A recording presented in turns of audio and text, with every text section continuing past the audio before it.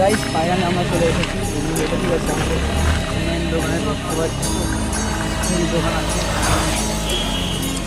আমরা আস্তে আস্তে দোকানে দিকে যাচ্ছি তোমরা গাইস দেখতে পাচ্ছ ফাইনালি আমরা চলে এসেছি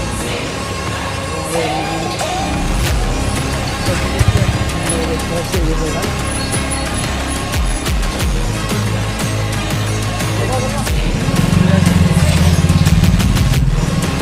আপনাদের চেক করে রাখবে কিছু বলবি নাকি ভাই